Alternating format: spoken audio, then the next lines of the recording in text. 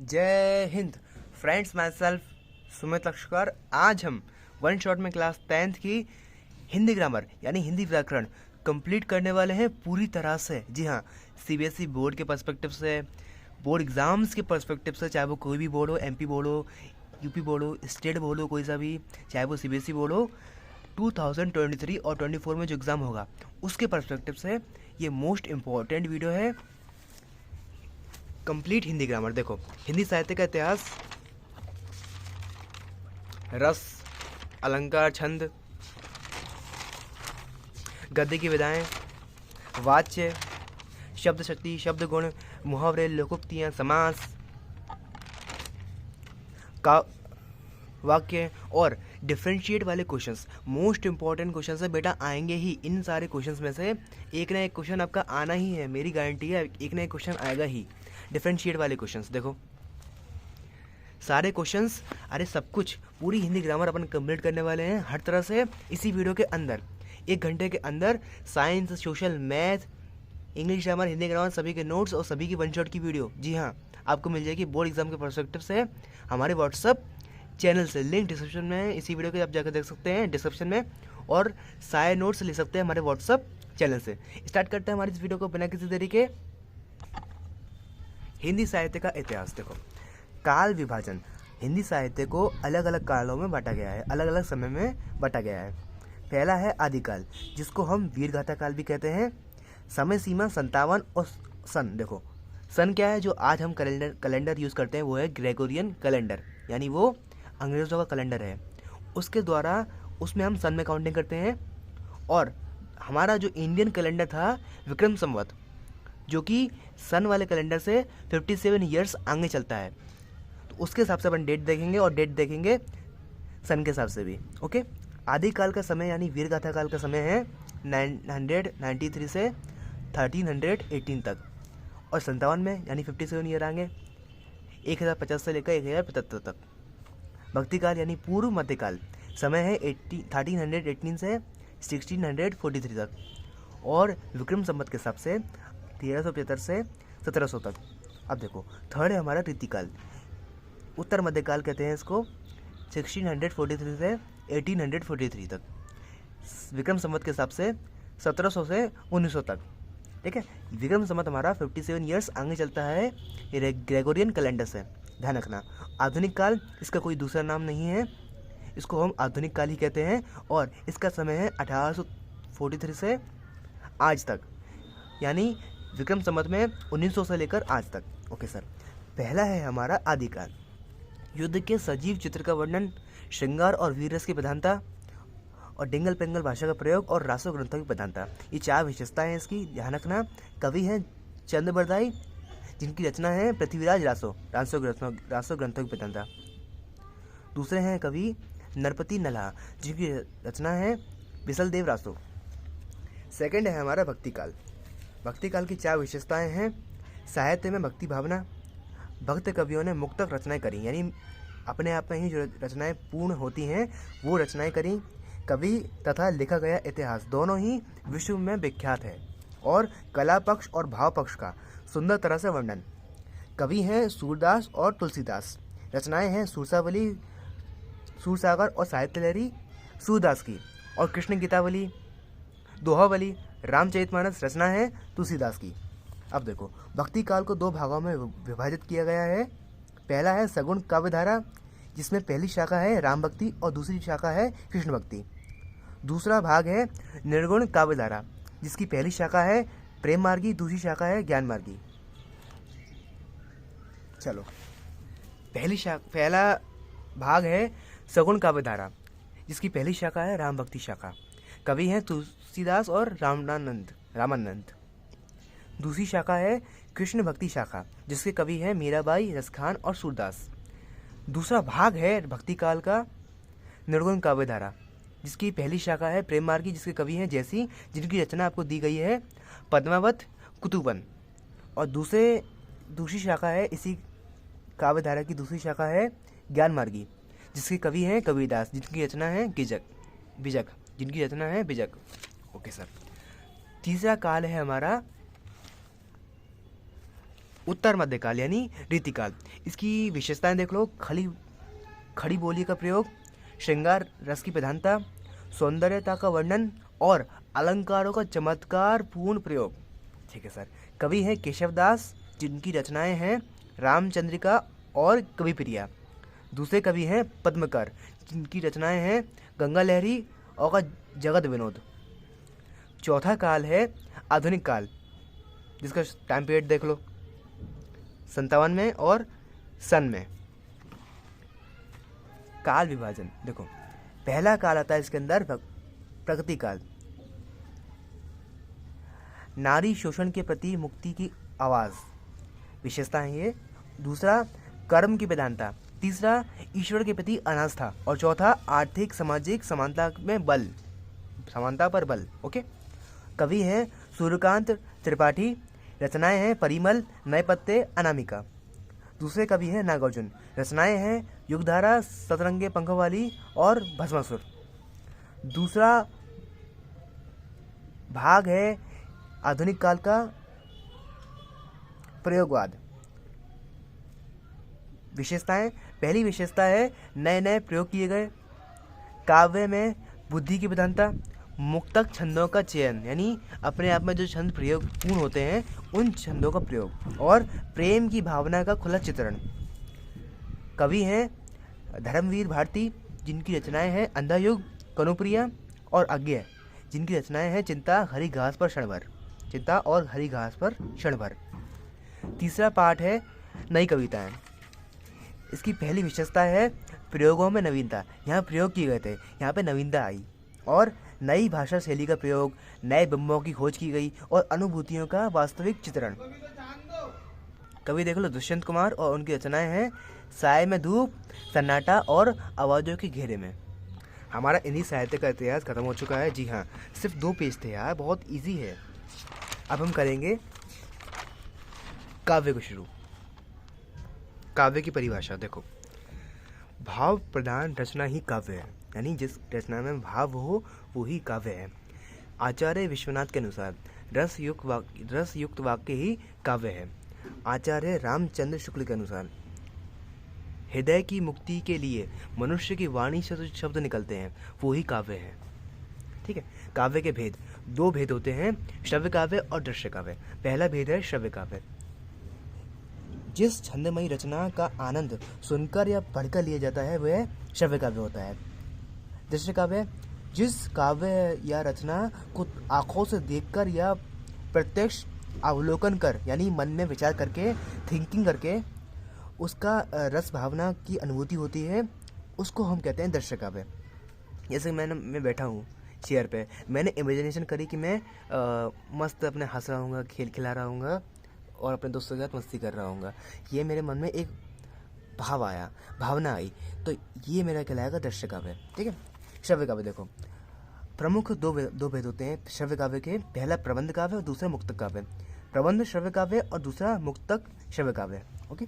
प्रबंध श्रव्य काव्य देखो, कथा या काव्य का आदि से अंत तक क्रमबद्ध रूप में चलती है। जो आदि से अंत तक क्रमबद्ध रूप में, यानी स्टार्टिंग जहाँ से हुई ना वो एक सीक्वेंस में चलती है जो कहानी, वो कहलाता है प्रबंध काव्य, प्रबंध श्रव्य काव्य। ठीक है। गौण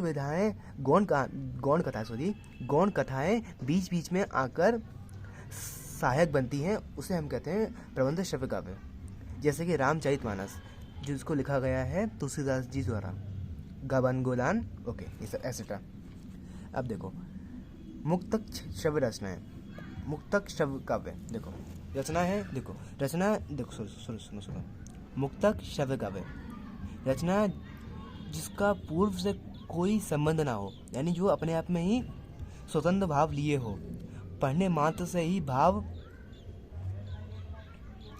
समझ में आ जाए, वो होती है मुक्तक श्रव्य काव्य। यानी जो जिसका पहले जो पूरा बात कही गई थी उससे कोई लेना देना नहीं है, वो अपने आप में ही पूर्ण है, वो होता है मुक्तक श्रव्य काव्य। अब देखो प्रबंध श्रव्य काव्य को अपने बांटा है 3 भाग में। हमने देख लिया काव्य के 2 पार्ट होते हैं, श्रव्य और दृश्य। हमने दृश्य को छोड़ दिया, श्रव्य पे अपन आए। श्रव्य के 2 पार्ट होते हैं, प्रबंध और मुक्तक। अब देखो मुक्तक को भी अपन ने छोड़ दिया, अपन आ गए प्रबंध में। प्रबंध श्रव्य काव्य के 3 भाग होते हैं। पहला है महाकाव्य, दूसरा खंडकाव्य, तीसरा आख्यानक काव्य। महाकाव्य जीवन के संपूर्ण चित्र का वर्णन, अनेक छंदों का प्रयोग, अनेक रसों का प्रयोग और आकार में बड़ा होता है महाकाव्य। डिफरेंशिएट वाले पॉइंट्स देख लो। खंडकाव्य क्या है देखो, जीवन के एक अंश का वर्णन, एक ही छंद का प्रयोग होता है इसमें अनेक, और मुख्यतः एक ही रस की प्रधानता होती है और आकार में छोटा होता है एज कम्पेयर टू महाकाव्य।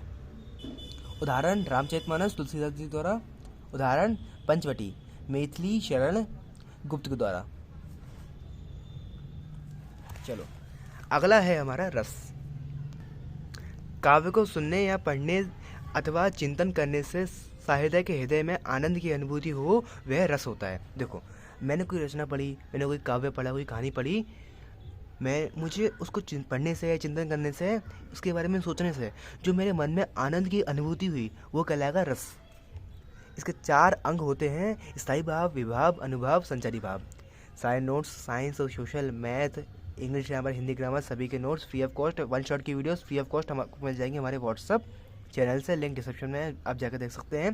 पहला है स्थायी भाव। सामान्य अर्थ या प्रधान भाव, उसको हम कहते हैं स्थायी भाव। काव्य के शुरू से अंत तक माना जाता है स्थायी भाव की प्रेजेंस, और रस का आधार होता है स्थायी भाव। प्रत्येक रस का एक ही स्थायी भाव होता है, ये अलग बात है। विभाव देखो, काव्य में किसी वस्तु या विषय को पढ़ने में जो भाव उत्पन्न होता है ना, उसको हम कहते हैं विभाव। अनुभाव, अनु उपसर्ग का और विभाव उत्पन्न होता है, आगे बताऊंगा आपको, ठीक है। अपन जब डिफरेंशिएट वाले पॉइंट देखेंगे ना, तब बताऊंगा आपको। अनुभाव देखो, अनु ये जो उपसर्ग है, इसका अर्थ होता है बाद या फिर पीछे।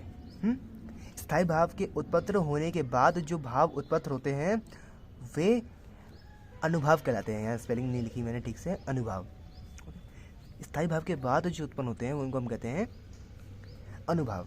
संचारी भाव देखो, जो भाव रस के उपकारक हो, पानी के बुलबुलों की भांति आते जाते रहते हैं, उन्हें हम व्यभिचारी भाव या फिर स्थायी भाव कहते हैं। जो रस के बाद कभी आते हैं कभी चले जाते हैं, ऐसे, जैसे कि घृणा, ये सभी चीज़ें, घृणा, गुस्सा करना, ये सभी चीज़ें। 10 प्रकार के रस होते हैं। देखो, पहला हमने देख लिए अंग कौन कौन से होते हैं रस के, देख लिए 4 अंग होते हैं: स्थायी भाव, विभाव, अनुभाव, संचारी भाव। रस के प्रकार कितने होते हैं? 10 प्रकार के होते हैं। पहला श्रृंगार रस, दूसरा वीर रस, तीसरा करुण रस। इनके साथ साथ स्थायी भाव भी देखते चलो। प्रत्येक रस का एक ही स्थायी भाव होता है। श्रृंगार रस का रति, वीर रस का उत्साह, करुण रस का शोक, हास्य रस का हास, रौद्र रस का क्रोध। ऐसे 5 याद रखो, सीक्वेंस में ऐसे 5 याद रखो। अब अगले 5 याद रखो। देखो, विभत्स रस का जुगुप्सा, अद्भुत रस का आश्चर्य, भयानक रस का भय, शांत रस का निर्वेद, वात्सल्य रस का वात्सल्य। ऐसे 5 सीक्वेंस में ये याद रखो। ऐसे आपको याद रखने हैं 10 रस और उनके स्थायी भाव भी। पहला रस है हमारा श्रृंगार रस। शायद है, देखो सबकी डेफिनेशन एक ही रहेगी, मैं हर बार आपको पूरी डेफिनेशन नहीं लिखूंगा, ध्यान से देखो। शायद है कि हृदय में जब रति, मैंने बोला यहाँ पे रति किसका स्थायी भाव है? ऑब्वियसली श्रृंगार रस का। अगर मैं यहाँ पे हास लिखता तो मेरी डेफिनेशन हो जाती हास्य रस की। हास लिखता यहाँ पे स्थायी भाव तो मेरी डेफिनेशन होती हास्य रस की, ठीक है। तो आपको बस नाम चेंज करना है स्थायी भाव का, जो यहाँ पे लिखा हुआ है उसको चेंज कर दिया ना, फिर आपकी पूरी डेफिनेशन वो वैसी की वैसी ही रहेगी। देखो समझ जाओगे। पहले यहाँ पे देखो, श्रृंगार रस क्या होता है? साहित्य के हृदय में, यानी जो पाठक है उसके हृदय में जब रति नामक स्थायी भाव का विभाव, अनुभाव व संचारी भाव के साथ संयोग हो, तब उसे जो आनंद की अनुभूति होती है वो कहलाता है श्रृंगार रस, ठीक है। तब उससे जो आनंद की अनुभूति होती है वो कहलाता है श्रृंगार रस। इसके 2 पार्ट्स होते हैं, वियोग श्रृंगार रस और दूसरा संयोग श्रृंगार रस। वियोग श्रृंगार रस के उदाहरण देख लो। उदो मन्ना भय 10-20, एक होतो सो गयो श्याम संग, को अवराधे ईस। दूसरा है संयोग श्रृंगार रस। इसका उदाहरण है, एक जंगल है तेरी आंखों में, मैं जहाँ राह भूल जाता हूँ, तू रेल सी गुजरती है, मैं किसी नहीं लिखा मैंने, किसी पुल सा थरथराता हूँ। तू किसी रेल सी गुजरती है, मैं किसी पुल सा थरथराता हूँ। संयोग श्रृंगार रस। अब अगला रस है हमारा, दूसरा रस है हमारा वीर रस। अब डेफिनेशन क्या है? सा हृदय के हृदय में जब उत्साह नामक स्थायी भाव का विभाव, अनुभाव व संचारी भाव के साथ संयोग होता है, तब उसके हृदय में जिस आनंद की अनुभूति होती है वह कहलाता है हमारा वीर रस। ओके, बना लोगे डेफिनेशन? ठीक है सर। उदाहरण, बुंदेले हरबोलो ने के मुँह, बुंदेले हरबोलो के मुँह हमने सुनी कहानी थी, खूब लड़ी मर्दानी वह तो झांसी वाली रानी थी। थर्ड है हमारा करुण रस। सा हृदय के हृदय में जब शोक नामक स्थायी भाव का अनुभाव, विभाव व संचारी भाव के साथ संयोग होता है, तब सा हृदय के हृदय में यानी पाठक के हृदय में जो आनंद की अनुभूति होती है वह कहलाता है करुण रस। उदाहरण, जिस बच्ची ने कुछ नहीं पाया था, क्रूर हाथों ने अभी उसे जलाया था। उदाहरण, एक और उदाहरण है इसका, ए मेरे वतन के लोगों जरा आँख में भर लो पानी, जो शहीद हुए हैं उनकी जरा याद करो कुर्बानी। ठीक है, आप इसकी स्पेलिंग देख लेना बस अच्छे से, इसकी स्पेलिंग ये लिखी है यहाँ पर। ठीक है। चौथा है हमारा हास्य रस। सा हृदय के हृदय में जब हास्य नामक स्थायी भाव का अनुभाव, विभाव, संचारी भाव के साथ संयोग होता है, तब सा हृदय यानी पाठक के हृदय में जिस आनंद की अनुभूति होती है उसे हम हास्यरस कहते हैं। उदाहरण, मैं महावीर हूँ, पापड़ को तोड़ सकता हूँ, यदि गुस्सा आ जाए तो कागज को भी मोड़ सकता हूँ। पांचवा रौद्र रस। सा हृदय के हृदय में जब क्रोध नामक स्थायी भाव का अनुभाव, संचारी भाव व विभाव के साथ संयोग होता है, तब पाठक यानी सा हृदय के हृदय में जिस आनंद की अनुभूति होती है उसे हम रौद्र रस कहते हैं। रौद्र रस कहते हैं। उदाहरण, खून उसका उबल रहा था, वह मनुष्य से दैत्य में बदल रहा था। छठवां रस है हमारा विभत्स रस। डेफिनेशन आप देख लेना, इसका स्थायी भाव है जुगुप्सा। उदाहरण, गद्दे और चील मंडरा रहे हैं, चूहे को तड़पा रहे हैं। सातवां है हमारा अद्भुत रस। डेफिनेशन आप देख लेना, इसका स्थायी भाव है आश्चर्य। उदाहरण, मछली चलकर जमीन पर आई, अचंभा देख ये साहिल भाई। भयानक रस। आठवां रस है हमारा शायद, आप डेफिनेशन आप देख लेना, इसका स्थायी भाव है भय। उदाहरण, सुनकर सुनसान सड़क पर सन्नाटा था चारों ओर, लग रहा था डर, दूर भी थी भोर। नौवां है हमारा शांत रस। डेफिनेशन आप देख लेना, इसका स्थायी भाव है निर्वेद। उदाहरण, जब मैं था तब हरी नहीं, अब हरी है मैं नहीं, सब अंधियारा मिट गया जब दीपक देखा माही। 10वां रस है हमारा वात्सल्य रस। सा हृदय के हृदय में जब वात्सल्य नामक स्थायी भाव का अनुभाव, संचारी भाव व विभाव के साथ संयोग होता है, तब पाठक के हृदय में जिस आनंद की अनुभूति होती है उसे हम वात्सल्य रस कहते हैं। उदाहरण, मैया मोरी मैं नहीं माखन खायो। ठीक है सर, हमारे रस कंप्लीट हो चुके हैं। अब हम पढ़ेंगे छंद। देखिए, जिस रचना में अक्षरों या मात्राओं की संख्या निश्चित हो तथा यति, गति, लय एवं तुक आदि का ध्यान हो उसे हम छंद कहते हैं। दो प्रकार के छंद होते हैं, पहला मात्रिक, दूसरा वार्णिक। पहला मात्रिक छंद, मात्राओं की गणना की जाती है जिसमें उसे हम मात्रिक छंद कहते हैं। उदाहरण है दोहा और चौपाई, ये दोनों मात्रिक छंद है। दोहा, प्रथम और तृतीय चरण में 13 मात्राएं होती हैं और द्वितीय और चतुर्थ चरण में 11 मात्राएं होती हैं, यानी टोटल 24 मात्राएं होती हैं एक लाइन में। सॉरी, 2 चरणों में, मतलब मिला के 24 मात्राएं होती हैं मिला के टोटल।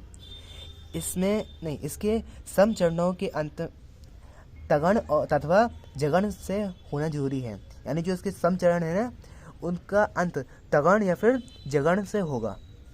उदाहरण,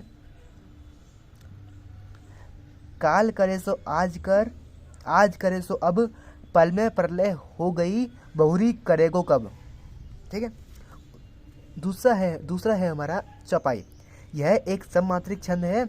इसके प्रत्येक चरण में 16 मात्राएं होती हैं। उदाहरण, मंगल भवन अमंगलहारी, द्रवहु सुदशरथ अजिर बिहारी। ये हमारा चौपाई है। अब चलो अलंकार। हमारे छंद कंप्लीट हो चुके हैं। अब हम पढ़ेंगे अलंकार। अर्थ है, देखो अलंकार का अर्थ होता है आभूषित करना, नहीं सॉरी, आभूषित या फिर विभूषित, आभूषित या फिर विभूषित या फिर अलंकृत करना, अलंकृत करना। ओके, आभूषण शरीर का गहना है, आभूषण शरीर का गहना है, उसी प्रकार काव्य का गहना है अलंकार। ये काव्य की सौंदर्यता को बढ़ाते हैं। 3 प्रकार के अलंकार होते हैं, पहला शब्द अलंकार, दूसरा अर्थ अलंकार, तीसरा उभय अलंकार। पहला शब्द अलंकार, जहाँ शब्द चयन द्वारा काव्य में सौंदर्यता आती है वहाँ शब्द अलंकार होता है। अर्थ अलंकार, जहाँ कथन में अर्थागत सौंदर्य होता है, यानी उसके अर्थ की सौंदर्यता देखी जाती है। काव्य के अर्थ के सौंदर्यता देने वाले अलंकार वो कहलाते हैं हमारे अर्थ अलंकार। यानी काव्य में अर्थ के अनुसार, काव्य जो हमारा मेरी जो रचना है उसके अर्थ के अनुसार उसकी सौंदर्यता निखरती है, वहाँ होता है हमारा अर्थ अलंकार। उभय अलंकार, जहाँ कथन में यानी काव्य में शब्दागत और अर्थागत दोनों ही प्रकार का सौंदर्य हो, वहाँ उभय अलंकार होता है। पहला अलंकार है मानवीकरण अलंकार। मानवीकरण अलंकार, जब प्राकृतिक वस्तु जैसे पेड़ पौधे आदि में मानवीय भावनाओं का वर्णन हो, यानी निर्जीव जीव चीज़ों में मानव भावों का दिखाया जाए, जैसे फूले हंसें, कलियाँ मुस्कुराएं, जो कि निर्जीव चीज़ें हैं, जीवित हो या मरी हुई चीज़ हो, उसमें अगर मानव भावनाओं को दिखाया जा रहा है, जो काम मानव करते हैं वैसा दिखाया जा रहा है, तो वहाँ होता है हमारा मानवीकरण अलंकार। मानवीकरण अलंकार, मानवीय नहीं, मानवीकरण अलंकार। ठीक है सर। फूल हंसे, कलियां मुस्कुराई। दूसरा है पुनरुक्ति अलंकार, जहाँ एक ही शब्द में समान अर्थ में एक ही शब्द का समान, देखो पुनरुक्ति अलंकार यानी जहाँ एक ही शब्द का समान अर्थ में एक से अधिक बार संयोग होता है, वहाँ पुनरुक्ति प्रकाश अलंकार होता है। यानी एक ही शब्द है, अर्थ भी समान है, एक से अधिक बार प्रयोग हुआ है, बस वो होता है हमारा पुनरुक्ति प्रकाश अलंकार। पूरा नहीं लिखा है यहाँ पे मैंने, पुनरुक्ति प्रकाश अलंकार। पुनी पुनी 2 बार हो गया और अर्थ भी एक ही है, यानी एक से अधिक बार प्रयोग और अर्थ एक ही है, वो होता है हमारा पुनरुक्ति प्रकाश अलंकार। ओके, पुनी पुनी मुनि, उकसाही अकुलाही। तीसरा है अतिशयोक्ति अलंकार, जहाँ कोई बात आवश्यकता से अधिक बढ़ा चढ़ाकर कही जाती है, वहाँ अतिशयोक्ति अलंकार होता है। जैसे नदी अचानक पड़ी अपार, घोड़ा कैसे उतरे पार, राणा ने सोचा इस पार, तब तक चेतक था उस पार। ये ठीक है, नदी अचानक पड़ी अपार, घोड़ा कैसे उतरे पार, राणा ने सोचा इस पार, तब तक चेतक था उस पार, यानी बड़ा चढ़ा के ने बोला। अनुक्ति अलंकार, जहाँ अप्रत्यक्ष कथन के द्वारा प्रत्यक्ष का अर्थ का बोध कराया जाए, यानी जो प्रत्यक्ष जो अपने सामने कथन है उसके अर्थ का बोध कराया जाता है अप्रत्यक्ष कथन के द्वारा, वहाँ होता है हमारा अनुक्ति अलंकार। उदाहरण देखो, माली आवत देख कर कलियन करी पुकार, फूले फूले चुनी लिए काली हमारी बार। माली आवत देख कर कलियन करी पुकार, फूले फूले चुनी लिए काली हमारी बार। गद्य की विधाएं, गद्य का अर्थ बोलना या कहना, विधा का अर्थ प्रकार। गद्य के प्रकार देखो, पहला है प्रमुख विधा। देखो गद्य का मतलब क्या होता है, बोलना या कहना, और विधा मतलब होता है प्रकार, यानी गद्य के प्रकार हम पढ़ेंगे, यानी बोलने या कहने के प्रकार अपन पढ़ेंगे। पहला है प्रमुख विधाएं हैं इसकी गद्य की, नाटक, कहानी, उपन्यास। ध्यान से देखो, नाटक, एकांकी, उपन्यास, निबंध, कहानी। ध्यान रखो, इस सीक्वेंस में से ध्यान रखो जो मैंने आपको बताया है, इजी पड़ेगा। नाटक, एकांकी, उपन्यास, निबंध, कहानी। ओके, गौण विधाएं ऐसे ध्यान रखो। देखो संस्मरण, रेखाचित्र, यात्रा वृत्तांत 3। अब बाकी देखो, जीवनी, आत्मकथा, रिपोर्टाज, फिर डायरी, भेंटवार्ता और पत्र साहित्य। ठीक है सर, गद्य की विधाएं हो गई।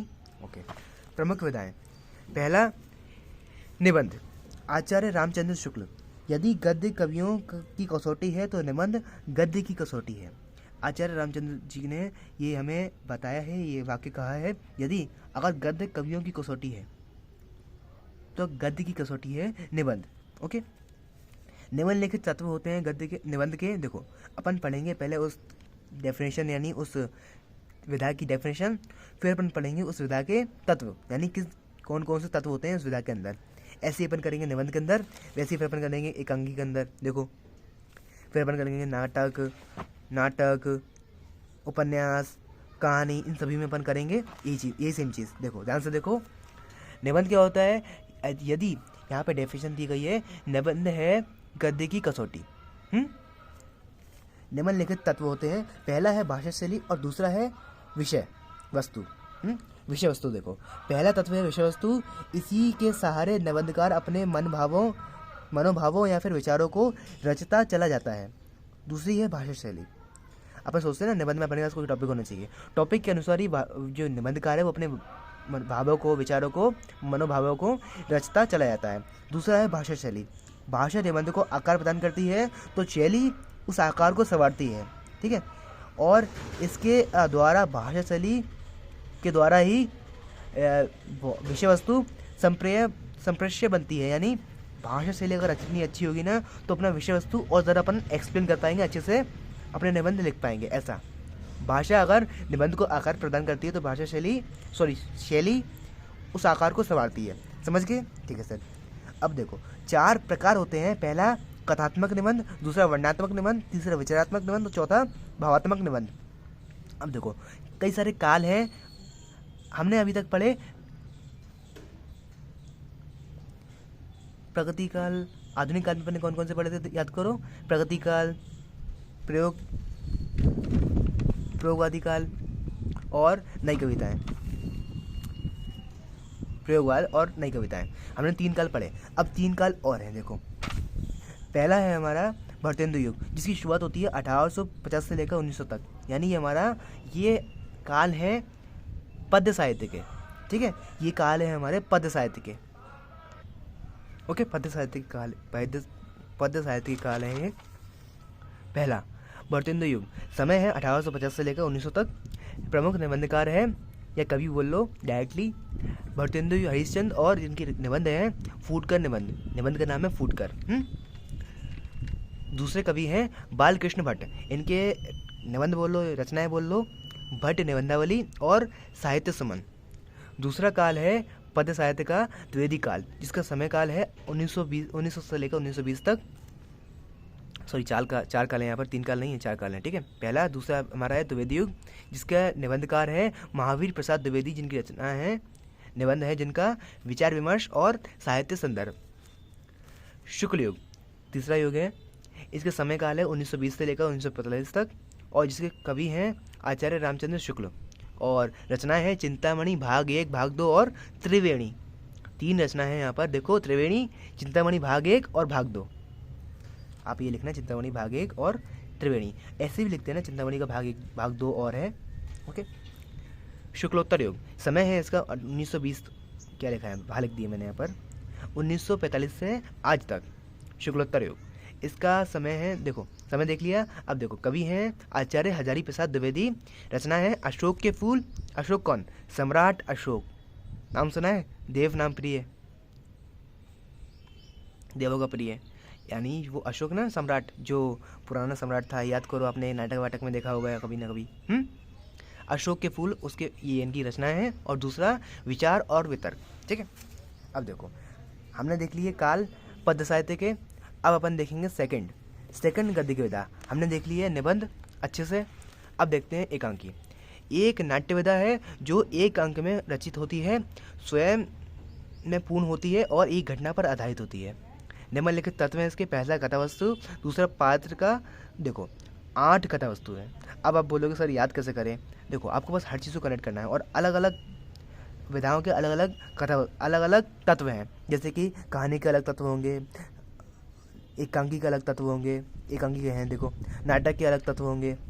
तो आप बोलोगे सर ऐसे याद कैसे करें? देखो बस पैटर्न देखो कि किस में कौन सी चीज़ चेंज हो रही है।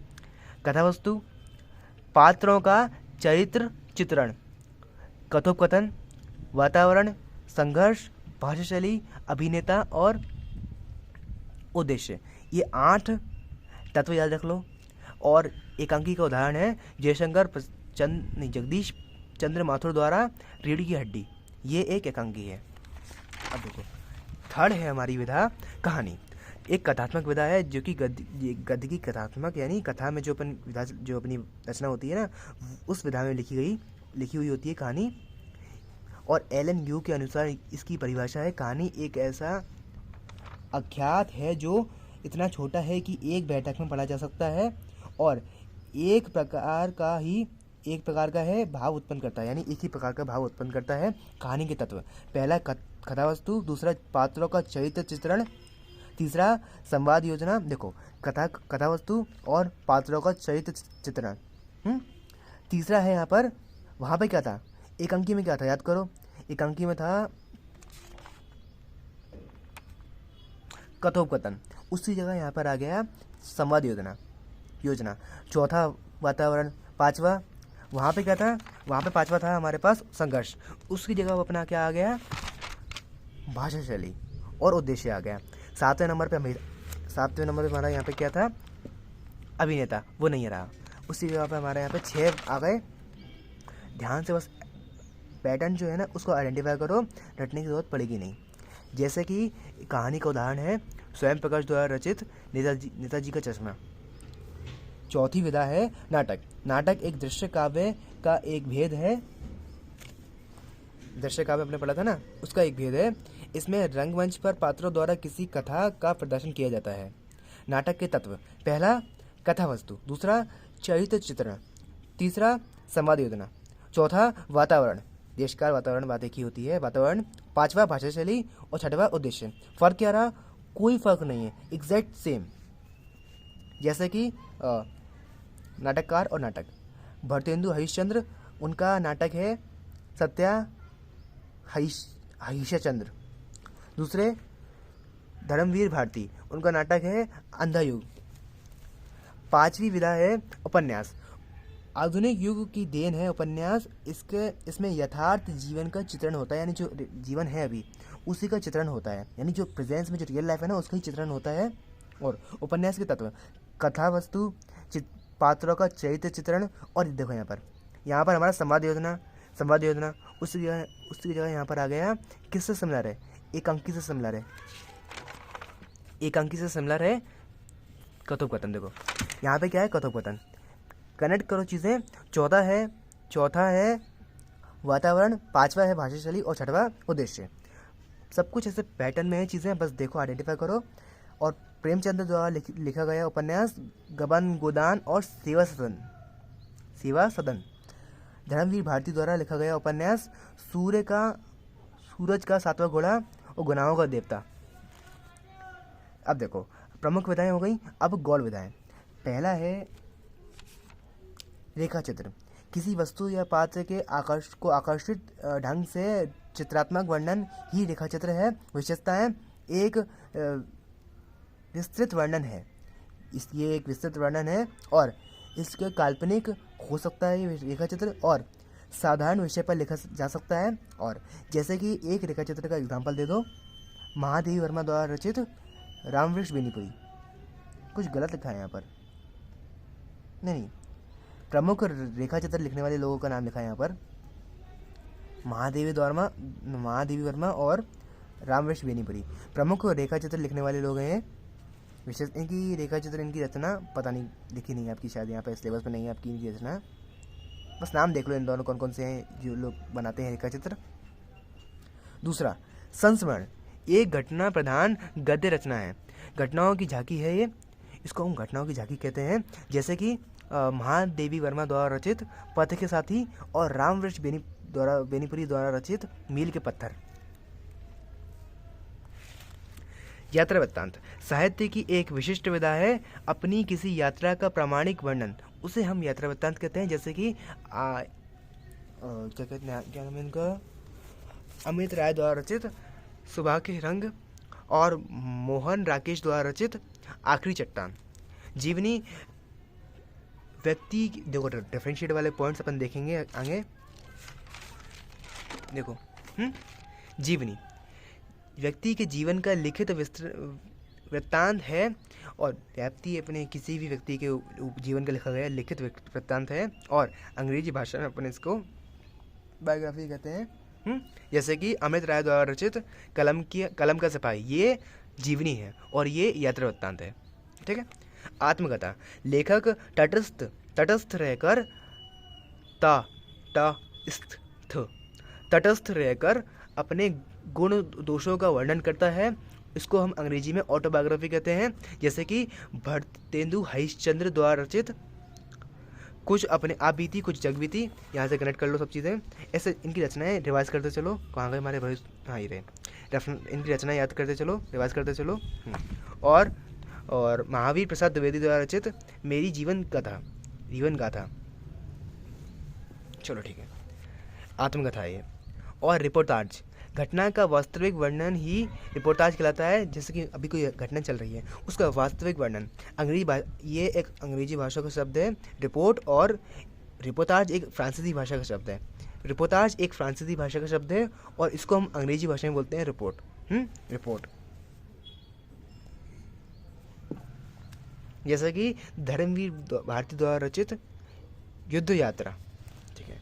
वाच्य, क्रिया के जिस रूप से यह ज्ञात हो कि जो क्रिया का प्रयोग किसके द्वारा हो रहा है, किसके अनुसार हो रहा है, कर्ता के द्वारा कर्म के अनुसार या फिर भाव के अनुसार, क्रिया को चला कौन रहा है। वाच्य के 3 भेद होते हैं, कृतवाच्य और अकृतवाच्य। 2 भेद होते हैं, कृतवाच्य और अकृतवाच्य। कृतवाच्य, जिस वाक्य में वाच्य बिंदु करता है, यानी जो कर्ता काम करता है ना वो करता है। उदाहरण जैसे कि बच्चे खेल रहे हैं, जो करता है ना सुमित खा रहा है, यानी जो करता है वो प्रधान है, वो क्रिया कर रहा है, वो कहलाता है हमारा कृतवाच्य। दूसरा आकृतवाच्य। आकृतवाच्य के 2 पार्ट्स होते हैं, कर्मवाच्य और भाववाच्य। ठीक है। जिन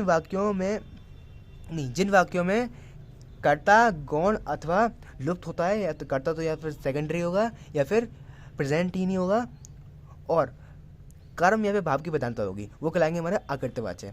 कर्मवाच्य, वाच्य बिंदु होगा हमारा कर्म, और इन वाक्यों में या तो कर्ता के लुप्त होता है या फिर उसके साथ से या के द्वारा का प्रयोग होता है। जैसे कि उदाहरण, किसान के द्वारा सुमित से खाना नहीं खाया जाता, किसान के द्वारा फसल काटी जाती है। ये भाववाच्य। वाच्य बिंदु भाव होता है, जहाँ कर्ता या कर्म की प्रधानता नहीं होती वहाँ पे भाव की प्रधानता होती है, वो कहलाता है हमारा भाववाच्य। उदाहरण, अब चलो सोया जाए, अब मारा जाए, अब लड़ा जाए, थोड़ी देर सो लिया जाए, थोड़ी देर पढ़ लिया जाए, है ना। मुहावरे, वाक्य या वाक्यांश होते हैं, अपने साधारण अर्थ छोड़कर एक विशेष अर्थ प्रकट करते हैं। ऐसे वाक्यांश को हम मुहावरे कहते हैं। उदाहरण, अंगूठा दिखाना यानी धोखा देना। वाक्य में प्रयोग, बोर्ड परीक्षा में मेरे मित्र ने मुझे अंगूठा दिखा दिया। उदाहरण देखो। और दूसरा है आंखों का तारा होना, यानी अत्यधिक प्यारा होना। वाक्य में प्रयोग, हम सभी अपने माता पिता के आंखों के तारे हैं। सत्य बात है। लोकोक्तियाँ, यानी लोक में प्रचलित उक्तियाँ, यानी पूरे वर्ल्ड में प्रचलित उक्तियाँ। इनमें एक स्वतंत्र वाक्य होता है जिसमें सभी आवश्यक तत्व एवं अर्थ विद्यमान होते हैं। ये अपने आप में स्वतंत्र होता है, इंडिपेंडेंट होता है। उदाहरण पहला, आम के आम घुटनों के दाम, यानी दोहरा लाभ होना। और गागर में सागर, यानी बहुत कम में बहुत अधिक भर देना। इसका वाक्य में प्रयोग देख लो। बिहारी ने अपने कविताओं में गागर में सागर भर दिया। समास देखो, 2 या 2 से अधिक शब्द के मेल को हम समास कहते हैं। देखो, 2 या 2 से अधिक शब्द मिलकर एक नया संक्षिप्त शब्द बनाते हैं, उसे हम समास कहते हैं। उस मेल की क्रिया को हम समास कहते हैं। ठीक है। समास के 6 प्रकार होते हैं। पहला, द्वंद्व समास, दोनों पद प्रधान होते हैं और शब्द का प्रयोग होता है। जैसे कि माता पिता, दोनों पद प्रधान है, दोनों पद समान है। इसको मैं ऐसे लिख सकता हूँ, माता और पिता, पति पत्नी, पति और पत्नी, ऐसा। दूसरा है अव्ययी भाव समास। पहला पद अव्यय होता है और दूसरा पद विशेषण होता है। ठीक है। देखो, उदाहरण, अमरण। देखो, पहला पद अव्यय है और दूसरा पद विशेषण है, जो कि विशेषता बता रहा है। मरण तक। दूसरा यथाशक्ति, शक्ति के अनुसार। ठीक है। दूसरा विशेषता बता रहा है। तीसरे होते हैं हमारे बहुब्रीहि समास। दोनों पद प्रधान न होकर तीसरे पद को विशेषता बताते हैं, तीसरे पद की विशेषता बताते हैं, वो कहलाते हैं हमारे बहुब्रीहि समास। दोनों पद प्रधान नहीं है, तीसरे पद की विशेषता बता रहे हैं। पीताम्बर कोई पद प्रधान नहीं है, बस ये तीसरे पद की विशेषता बता रहे हैं। ठीक है, तीसरा पद कौन है यहाँ पर? कृष्ण। तीसरा पद कौन है यहाँ पर? कृष्ण। पीले हैं वस्त्र जिसके, यानी कृष्ण। तत्पुरुष समास, कारक चिन्ह का प्रलोप होता है और दूसरा पद प्रधान नहीं होता। ध्यान से देखो, दूसरा पद प्रधान नहीं होता, दूसरा पद है पिता, ये प्रधान नहीं होता, और कारक चिन्ह का लोप होता है। यानी मैंने इसको अच्छे से बोला ना, राष्ट्रपिता यानी राष्ट्र का पिता। जो मेरा का है ना, ये मेरा कारक चिन्ह है। ओके, ठीक है सर। पांचवा है क्रमधारय समास। दूसरा पद प्रधान होता है, या फिर यहाँ पे देखो, यहाँ पे दूसरा पद प्रधान होता है, कमल है ना मेरा, प्रधान होगा। या फिर ऐसा हो सकता है कि दो पदों का मेल जिसमें एक विशेषण हो। दोनों पद में से या तो दूसरा पद प्रधान होगा, या फिर इन दोनों में से कोई ना कोई एक विशेषण होगा। नील कमल, यानी नीला, जो नील है ना, नील ये विशेषता होता है कमल की, क्योंकि नीला की कमल जो है वो नीले कलर का है, ऐसा नील विशेषण है। छठवां द्वंद्व समास। पहला पद संख्यावाची होता है। उदाहरण पंचतंत्र और नवरत्न। नवरत्न मतलब क्या? 9 रत्न। और पंचतंत्र यानी 5 तंत्रों का समाहार। ओके। शब्द शक्ति, शब्द के अर्थ का बोध कराने वाली शक्ति को हम शब्द शक्ति कहते हैं। यानी शब्द के अर्थ का ज्ञान जो अपन को शक्ति कराती है। आपने कोई शब्द पढ़ा, उसका जो आपको ज्ञान हुआ वो कैसे हुआ? वो कोई शब्द शक्ति है जिसने आपको ज्ञान कराया। 3 प्रकार की होती है। पहली अभिधा स्पेलिंग है रही, दूसरा लक्षण, तीसरा व्यंजना। अभिधा। टाइम कम है, तुम लोग वीडियो देखते नहीं हो 40 मिनट से ऊपर की, मुझे पता है। अभिधा अर्थ है, अभिधा का अर्थ है किसी शब्द का साधारण अर्थ होना। अभिधा शब्द का ही अर्थ है किसी शब्द का साधारण अर्थ होना। वह शब्द शक्ति जो जिसमें सामान्य शब्दार्थ की जानकारी होती है। उदाहरण राम पानी पीता है, सामान्य अर्थ। लक्षण, इस शब्द शक्ति से मुख्य अर्थ से संबंध रखने वाले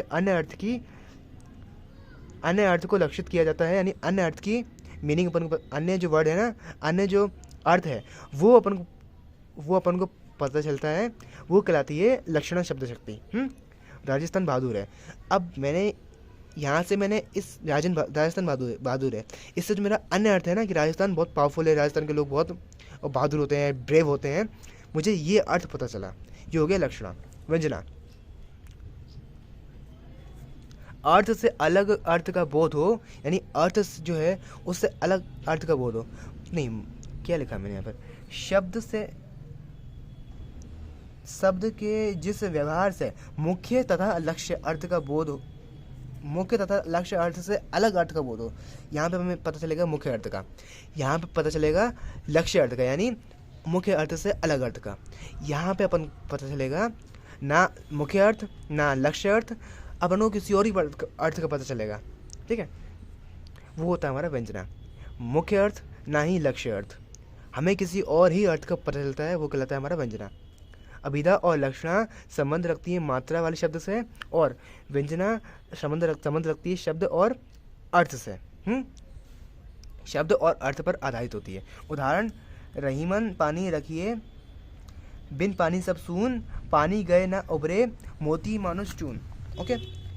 शब्द गुण देखो, जो तत्व काव्य में आंतरिक तथा बाहरी सौंदर्य की वृद्धि करके रस को उत्कृष्ट की ओर ले जाते हैं। रिपीट करूं, जो तत्व काव्य में आंतरिक तथा बाहरी सौंदर्य की वृद्धि करके रस को उत्कृष्ट की ओर ले जाते हैं, वे शब्द गुण कहलाते हैं। काव्य में उसी प्रकार समाहित रहते हैं जिस प्रकार पुष्प में गंध समाहित रहती है। जो रस के नित्य धर्म है, वे शब्द गुण कहलाते हैं। ध्यान से डेफिनेशन देखो, इंपॉर्टेंट है, ये तो आ सकती है अपने चूज द कॉलम में या फिर फिल इन द ब्लैंक्स में।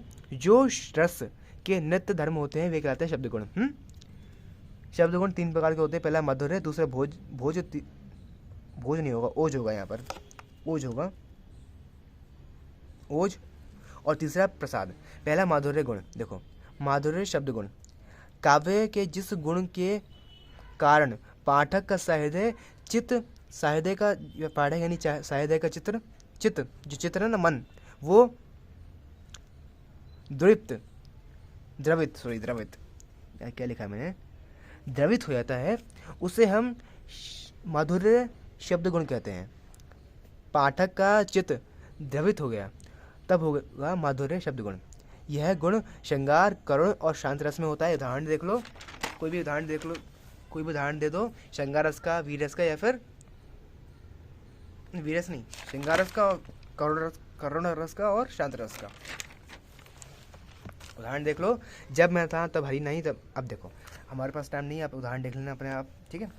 ओ भोज नहीं है यहाँ पर, ये यहाँ पर हमारा ओज है, ओज, ओद सॉरी ओद नहीं, ओज, ओज ओज ओज शब्द गुण।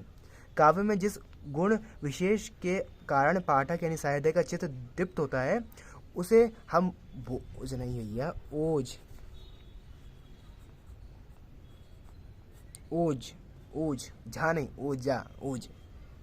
उदाहरण, ओज चित्त जो है दीप्त हो जाता है, उसे हम ओज कहते हैं। बुंदेले हर उस ये मुख्यतः प्रेजेंट होता है वीर रस में, वीर रस में होता है, ध्यान रखना है इस चीज को। उदाहरण, बुंदेले हर और भयानक रस में, वीरस और भयानक रस। बुंदेले हरबोलो के मुंह, हमने सुनी कहानी थी, खूब लड़ी मर्दानी वह तो झांसी वाली रानी थी। प्रसाद गुण, काव्य में जिस गुण विशेष के कारण पाठक यानी साहित्य का चित्त व्याप्त हो उठता है, उसे प्रसाद गुण कहते हैं। पाठक या पढ़ने या सुनने मात्र से समझ आ जाए जो रचना, उसे हम प्रसाद गुण कहते हैं। यह शब्द गुण सभी रसों में पाया जाता है। उदाहरण, जाकी रही भावना जैसी, प्रभु मूर्त देखी तिन जैसी। अब देखो वाक्य, वाक्य शब्दों के परस्पर मेल को जो संग जो बनता है और जिसका कोई एक अर्थ आता है, उसे हम कहते हैं वाक्य। शब्द नहीं, अर्थ के आधार पर वाक्य के प्रकार देखो, विधावाचक वाक्य। साधारणतः जिस वाक्य में किसी बात का उल्लेख किया जाता है, उसे हम विधिवाचक वाक्य कहते हैं। श्याम रोज नहाता है। दूसरा, निषेधवाचक वाक्य, जिन वाक्यों में ना या निषेध का भाव होता है, उन्हें हम निषेधवाचक वाक्य कहते हैं। क्या तुम मुझे खाना नहीं देते हो, नहीं दोगे, ऐसा।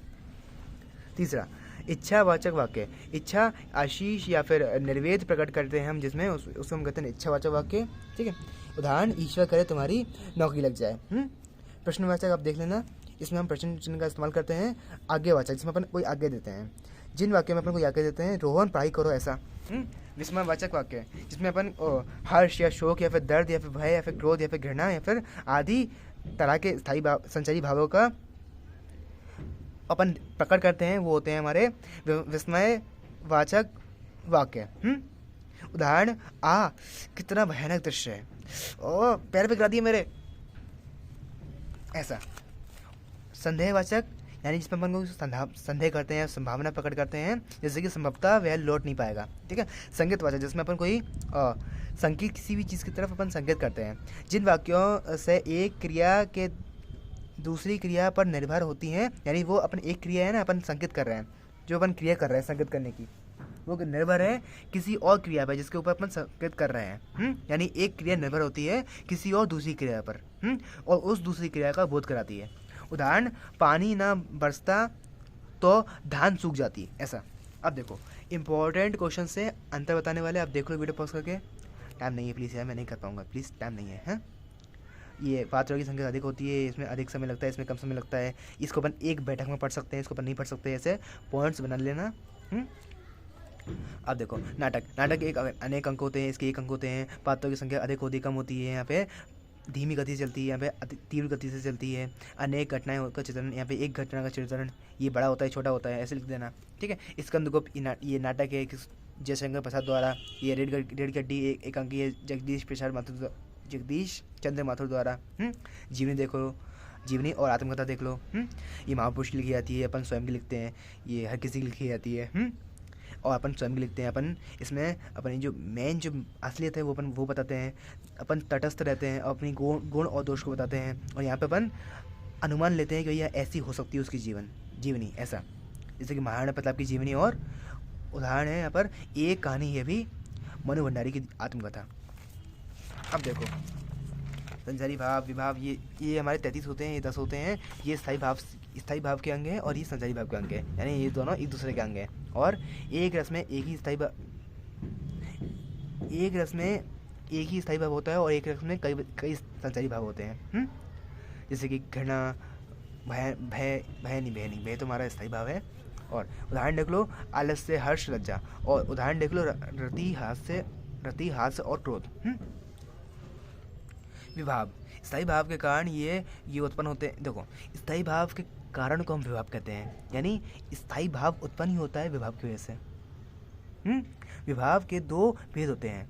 प्रत्येक रस का उद्दीपन विभाव कहलाता है। देखो प्रत्येक रस के अलग अलग अनुभव होते हैं। उदाहरण भालू से भयभीत व्यक्ति का कांपना और उदाहरण सांप को देखकर मन में भय का संचार होना। ठीक है, अलग अलग चीज़ें हैं दोनों। यहाँ काँप रहा है और यहाँ पे भय का संचार हो रहा है। संधि और समास, एक 2 वर्णों के मेल को और 2 शब्दों के मेल को और संधि विग्रह कहते हैं, नहीं संधि विच्छेद कहते हैं और समास विग्रह कहते हैं। 3 प्रकार होते हैं, 6 प्रकार होते हैं। और संधि का अर्थ होता है योग यानी मेल करना, और समास का अर्थ होता है संक्षेप यानी छोटा करके बताना। संक्षेप में बोलना यानी कंक्लूजन नहीं, वैसे खैर संक्षेप यानी कम शब्दों में बोलना ऐसा। विद्यालय, विद्या प्लस आलय, स्वर संधि है ये। और माता पिता ये हमारी द्वंद्व संधि, द्वंद्व समास है। द्वंद्व समास लोकोक्तियाँ ये, इनमें ना का होना अनिवार्य नहीं है, यहाँ पे ना का होना अनिवार्य है। व्यंजना की प्रधानता होती है, यहाँ पे लक्षणा की प्रधानता होती है। व्यंजना जो कि ना मुख्य अर्थ को ना लक्ष्य अर्थ को, ये किसी और ही अर्थ को बताती है। लक्षणा जो कि मुख्य अर्थ को छोड़ के अन्य अर्थ को बताती है। ऋण शब्द का ऋण शब्दों में यानी जो इनके ऋण शब्द है ना जो कि अपन इस्तेमाल करते हैं, जैसे कि अंगूठा दिखाना, उन ऋण शब्दों में प्रसिद्ध है। और ये अपने प्रसिद्ध है लोक में प्रचलित उक्तियाँ। और ये वाक्य होती है और ये वाक्यांश होते हैं ज़्यादातर। बंदर के जाने अदरक का स्वाद और ये ईद का चांद होना। चलो ठीक है, आपकी हिंदी ग्रामर यहाँ पे कंप्लीट होती है पूरी तरह से। हर तरह से मैंने आपकी पूरी हिंदी ग्रामर करा दी है। इसी वीडियो के अंदर कंप्लीट 1 शॉट की वीडियो थी है। धन्यवाद आपने यहाँ तक वीडियो देखी है। जय हिंद।